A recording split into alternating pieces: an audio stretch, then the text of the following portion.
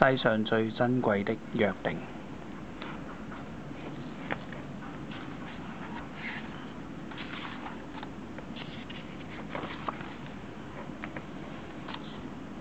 真討厭放假。驕陽似火嘅夏天，一輛黃色校巴喺巷口停落嚟。再見！從深船學校校車上落嚟嘅孩子叫做單永。校車開走之後，單永走向一棟舊式樓房嘅地下樓。建榮小區半地下1號就係單永嘅屋企。無趣嘅一天又開始啦！攞住鎖匙開門嘅單永一啲氣力都冇，因為呢個暑假亦都係佢依然冇揾到咩地方可以去嘅地方。我要去鄉下嘅嫲嫲屋企嗰度可以游水、釣魚，玩得好開心啊！大部分嘅小朋友都好興奮咁發表自己假期計劃，但係單永呢，就冇乜嘢鄉下親戚可以探訪啦。唉，煩死啦！點解要放暑假啫？走入悶熱嘅房間裏邊，單永將書包隨便一抌就瞓咗喺地板上面。嗰日夜晚，單永嘅爸爸同媽媽返屋企嘅時候，買咗一個好大嘅西瓜。爸爸跛住左腳，一邊入門一邊笑笑口話：今日夜晚我哋嚟個西瓜宴呢。單永爸爸呢係左腳唔方便嘅殘障人士，由單永屋企坐公共汽車經過5個站，就係大邱市最大嘅百貨商場東方百貨商場。單永爸爸就喺百貨商場地下幫人哋擦皮鞋啦。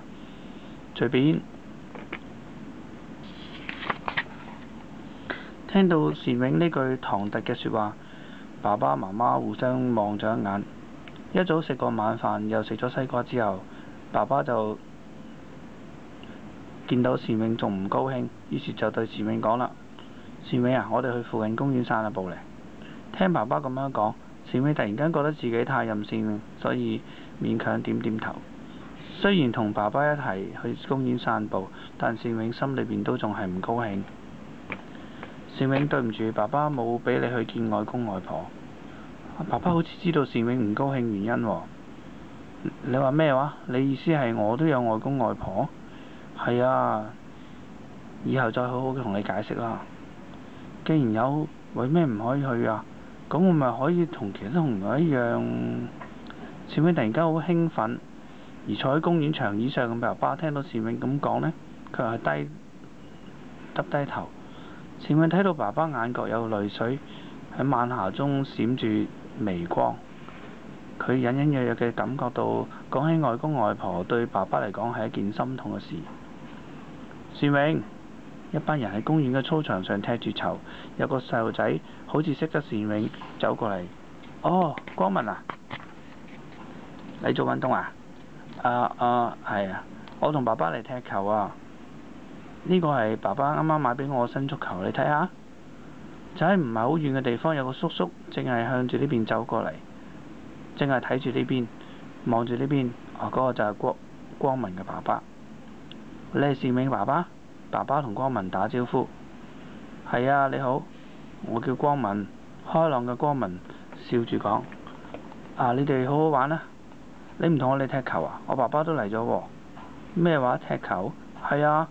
唔踢啦，你就玩啦。叔叔坐喺度得啦。單永，咁你跟我踢啦。咁你同我踢啦。單永，光文捉住單永，但係單永呢又唔想去喎。光文，以後再踢啦，好嘛？為咩啫？我冇乜嘢嘅。單永低住頭走。爸爸知道單永係因為自己殘障而怕傷害到自己自尊心。佢哋一齊披住晚霞，不發一語返到屋企。你嘅面色好似唔係不太好。單永嘅媽媽就問爸爸，爸爸將公園嘅事發生嘅事話咗俾媽媽聽。原來係咁。聽到爸爸嘅説話，媽媽嘅眼裏邊都有啲淚光。對唔住啊，都係因為我。點可以怪你呢？你有咩錯呢？應該怪我啊嘛。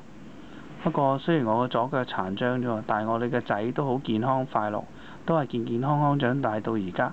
我反而要多謝老天爺先親。越係咁啊，爸爸就越覺得應該俾單永睇到自己健康快樂嘅一面。爸爸企起身去書房嗰度，但善永唔喺度。